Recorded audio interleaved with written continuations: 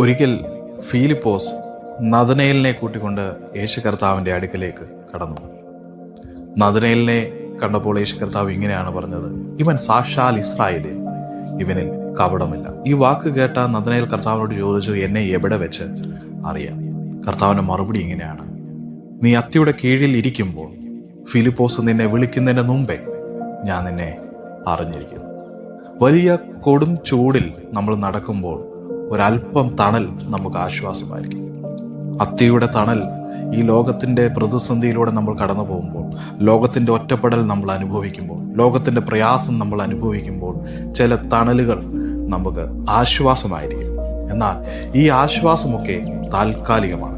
ലോകം തരുന്ന തണലിൻ്റെ ആശ്വാസം താൽക്കാലികമായിരിക്കുമ്പോൾ കർത്താവ് നഥനയേലിനോട് പറയുകയാണ്: ഞാൻ നിന്നെ കണ്ടു, ഞാൻ നിന്നെ അറിയുന്നു എന്ന് പറഞ്ഞപ്പോൾ നിനക്ക് ഞാൻ ദൈവപുത്രനെന്ന് മനസ്സിലായെങ്കിൽ നീ ഒരു കാര്യം കൂടെ കാണാൻ പോവുകയാണ്.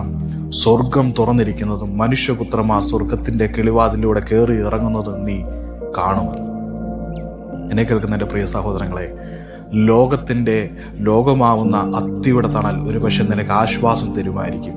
എന്നാൽ ക്രിസ്തുവിൻ്റെ നിഴൽ, ക്രിസ്തുവിൻ്റെ തണൽ നിനക്ക് ആശ്വാസം മാത്രമല്ല, സ്വർഗത്തെക്കുറിച്ചുള്ള വെളിപ്പാട് നിനക്ക് തരും. സ്വർഗത്തെക്കുറിച്ചുള്ള ഉന്നത ചിന്താഗതിയെ നിനക്ക് തരും. ഇന്ന് പകൽക്കാലം ജീവിതത്തിൻ്റെ പ്രതിസന്ധിയിൽ, ഒറ്റപ്പെടലിൽ നീ ആശ്രയിക്കുന്നത് ലോകമായ അത്തിയുടെ തണലാണോ അതോ ക്രിസ്തുവിൻ്റെ നിഴലാണോ? അതുകൊണ്ടാണ് സങ്കീർത്തനക്കാരൻ ഇങ്ങനെ പറയുന്നത്: അത്യുന്നതന്റെ മറവിൽ വസിക്കുക, സർവശക്തന്റെ നിഴലിൻ കീഴിൽ നീ പാർക്കുകയും ചെയ്താൽ നീ അറിയാത്ത വേട്ടക്കാരന്റെ കെണിയിൽ നിന്നും നിന്നെ വിടുവിക്കുവാൻ ആ നിഴൽ മതിയായതായിരിക്കും.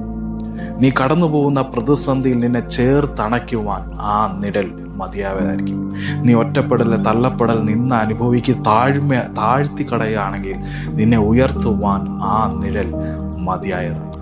ഇന്ന് അത്തിയുടെ നിഴലല്ല, സർവശക്തനായ യേശു ക്രിസ്തുവായ നമുക്ക് വേണ്ടി തകർക്കപ്പെട്ട ആ ഗാൽഗുത്തായിലെ ആ ക്രൂശിന്റെ നിഴലിൽ മറയുന്നെങ്കിൽ നിനക്ക് സ്വർഗത്തെക്കുറിച്ചുള്ള വെളിപ്പാടും സ്വർഗത്തിൽ നിന്റെ പേരെഴുതുവാനും അത് കാരണമായി തരും. ഈ പകൽക്കാലം അങ്ങനെ ക്രൂശിന്റെ നിഴലിൽ, ക്രിസ്തുവിന്റെ നിഴലിൽ ശരണം പ്രാപിക്കുവാൻ ദൈവം നമ്മളെ അനുഗ്രഹിക്കട്ടെ. God bless you all.